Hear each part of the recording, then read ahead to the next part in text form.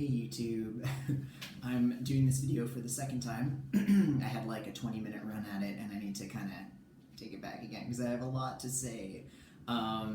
Yeah, so in this video I want to say hello, tell you about some life updates, and then I really want to start talking about being trans and queer and what that means for me and being trans and just in relationship with people and being trans and like just different, just not quite like binary gendered, but just like having things that are just kind of like complicated.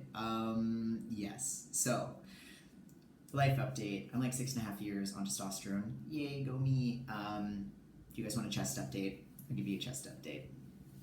I've also been working out a lot, which has been really, really good. And in talking about, like in my last video, talking about insecurities that I was having about like and confronting about beauty and being trans and bald, and the fears of being lovable or having sexual currency. I actually went through like a really empowering time at that point in my life where I was like hooking up with guys, as I talked about, and like wondering if I could be gay, and then sadly discovering that I'm not gay. And I want to talk about that, and I've been processing that a little bit more. And then I got into a relationship with like a really wonderful, beautiful cis woman, queer femme, who's just like the loveliest. And yeah, and that's going really, really well. And in that time, I was also doing a lot of processing, getting a lot of affirmation from these different locations in terms of my sexual currency and my romantic currency, and just like also just being lovable. And I was also getting into a really healthy fitness routine and really just getting used to being bald and loving my beard. And I feel like probably the most confident that I got a nose piercing, as you can see. I feel the most confident that I've ever felt, and that's been about all of those things, but that's also been about coming to terms with being a queer man and separating myself from cisgender, heterosexual male beauty standards, and thinking of myself as a queer man who is a weirdo, who is attractive as a queer man in queer spaces. And that's been like a really helpful way to sort of like decenter all of those things. So yeah, so this is my chest. I don't even know, 4.5 years, 4 years, 4 years, 5 years, yeah, 5 years, 5.5 years post top surgery with Dr. Garamoni. Yeah, I don't really have, like, still numbness a little bit, like here and here, but otherwise, pretty good. Yes, so I met this wonderful person, got into a relationship with her, and I thought that at first she might be straight. She was in a process of just coming out as queer.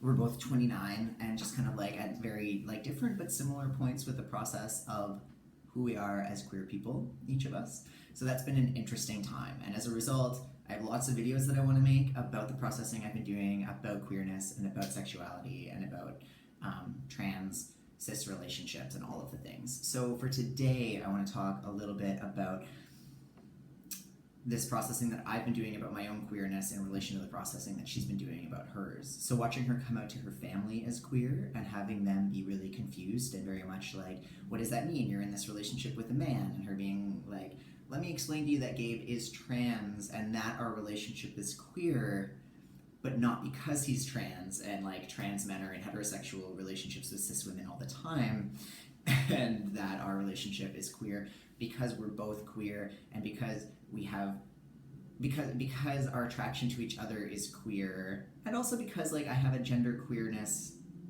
too, that I occupy this space where I'm very much in touch with my lesbian past and very much in touch with my sexuality as a queer man, and that we just don't have heterosexual sex, we don't have heterosexual energy, we don't have that dynamic, or that's something that we very much reject, and quite effortlessly, because that's just like not who we are.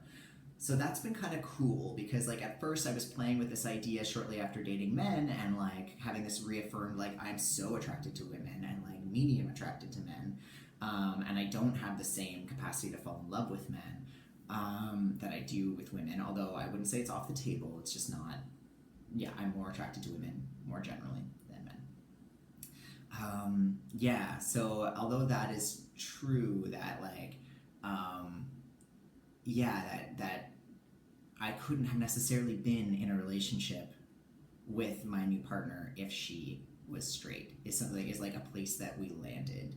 Um, yeah, and that her queerness being just an intrinsic part of who she is was something that I was attracted to and fell in love with about her, as much as my queerness is something that she witnesses and loves about me. And that was not true of my past relationship, even though like we sort of identified as queer and she was queer.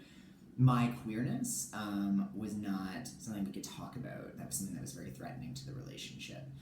Um, so it's interesting with Kim doing a lot of work and talking through what it means for us to be independently sexual beings with identities that encompass attractions to people that aren't the gender of our partner. So like how that is a threatening thing can feel scary and weird sometimes, but also how creating space for that reality in the relationship and space to talk about that and space to have our independent experiences as a queer man and a queer woman is like actually just the most wonderful thing and creates so much wholeness to our attraction to one another when we are witnessing that in one another and really feeling attracted to that.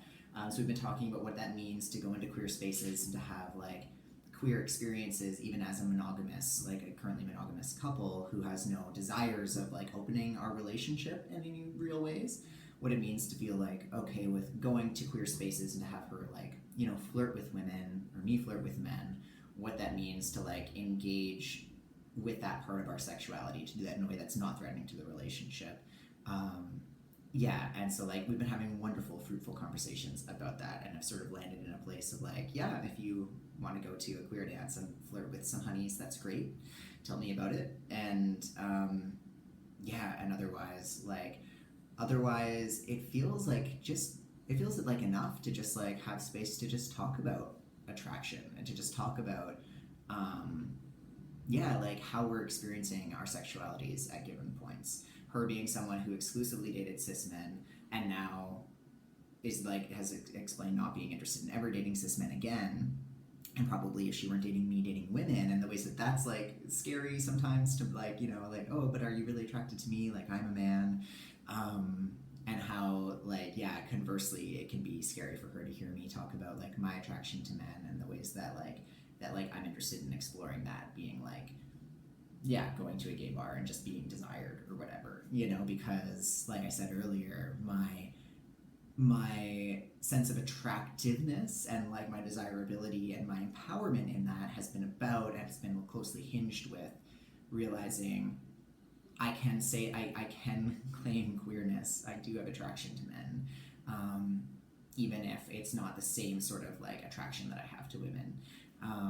And so I've actually been really picking up the label bisexual lately, not in any way to like affirm a gender binary, but because bisexual like no longer really like that, we've moved that term away from talking about a gender binary and it's now more about just like encompassing attraction to many genders.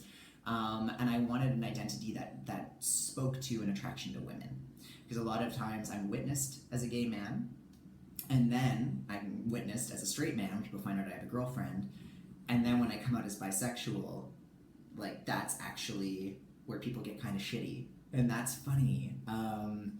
And that's been true at work lately. So I'm a barber, for folks who don't know, and like coming out to my gay male clients has been really complicated because they're kind of fine when I'm straight after they think I'm gay, but as soon as I talk about then having attraction to men or like having dated men, I never see them again. It's like consistently like ditched by my gay male clients for that reason. And so there's been like some interesting experience of like biphobic, like bi erasure stuff happening since I've started claiming that label.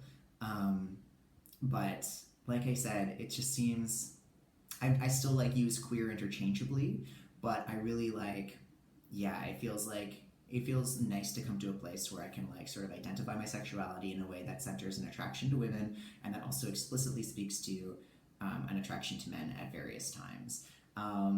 Yeah, I want to do a whole other video about fluidity and sexuality and how there's no like how like fluidity doesn't mean contradiction, and how it doesn't mean like I've experienced such fluidity in my sexuality my entire life, having an attraction to both men and women since I was very, very young.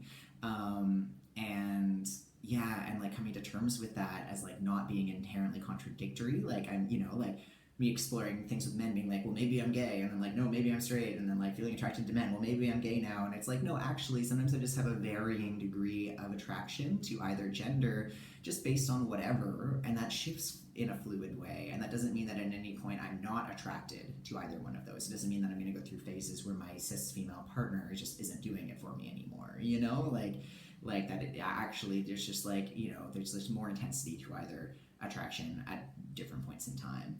And a lot of that is just about how at certain points in time I'm going to be more in touch with myself as a queer man, and that's going to feel more important to me. And at other points in time, I'm going to feel more in touch with my legacy as a butch woman, and that's going to feel like more important to me. And that's going to be something that I'm like more interested in just like exploring, and that's going to implicate heightened attraction to femmes and like just like aesthetically, and these things happen like seemingly pretty organically.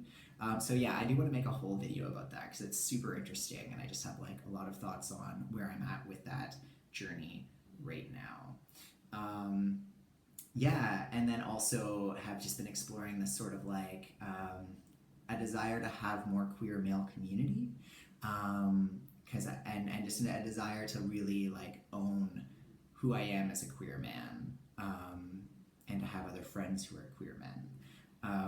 Yeah, so I'll talk about those things in another video. But this has just been a quick update, and I hope that you guys are all good.